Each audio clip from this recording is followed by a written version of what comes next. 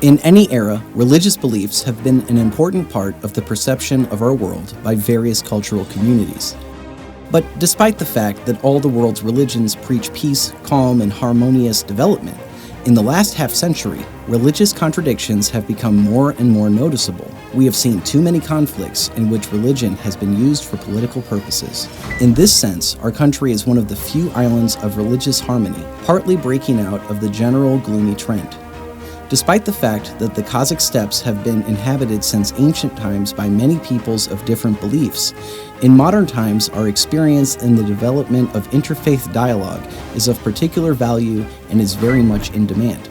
The first president, Nursultan Nazarbayev, from the very beginning of Kazakhstan's independence, has emphasized the importance of interreligious harmony. Any constructive, rather than destructive, ideology in Kazakhstan should take into account the fact that our state is not only multinational, but also multi-religious. It is important that followers of different faiths can realize their involvement in the creation of a new state and be vitally interested in its strengthening and development. In this case, it should be emphasized that despite the history of Soviet religious policy, the new independent state confirms a secular path of development. Many people expected a change in the situation, but it is important not to lose sight of the fact that the secular nature of the state gives it grounds to support all faiths and create conditions for dialogue between them. This is what the first president, Nursultan Nazarbayev, writes in his book, The Strategy of Independence.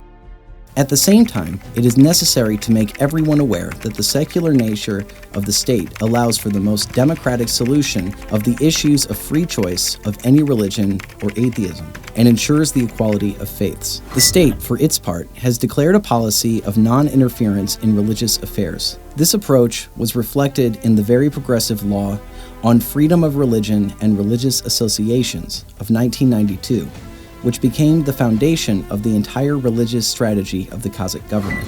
In March 1995, just 3 years after independence, the Assembly of the People of Kazakhstan was established on the initiative of the first president, Nursultan Nazarbayev. One of the main functions of this institution was to strengthen interfaith stability, and in this field, the Assembly has achieved considerable success. It is not surprising that the experience of our country soon began to be considered around the world as a model for the successful coexistence of various religious groups. This has become increasingly apparent, especially as global religious tensions have grown significantly. In February 2003, during a speech at the International Conference of Peace and Harmony in Almaty, the Kazakh president put forward the idea of holding an interreligious forum on the territory of the Republic. For the first time, a Congress of Leaders of World and Traditional Religions was held in the Kazakh capital. It is symbolic that such a meeting took place in the heart of Eurasia, where a variety of faiths have historically intersected and interacted.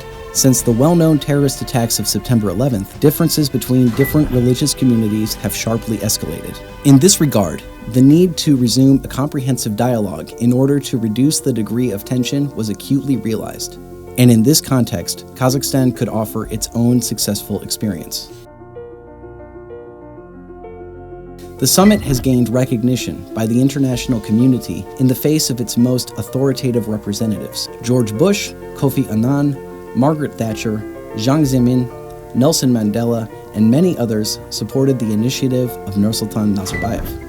Thus, the success of Kazakhstan's model of strengthening and developing interfaith peace was confirmed at the highest level.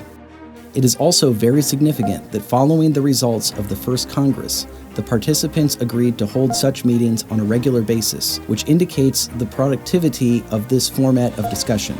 And since then, every 3 years, religious leaders from all over the world gather in Kazakhstan. In general, we can say that the Congress of Religious Leaders makes a significant contribution to strengthening the international image of our country as an honest broker.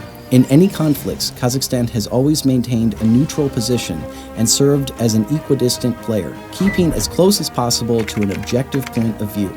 This increases the confidence of the world community in our country. It is very significant that in Kazakhstan, where the majority of the population professes Sunni Islam, peace talks were held on the Syrian conflict, which mainly involves the Sunni and Alawite communities of Syria.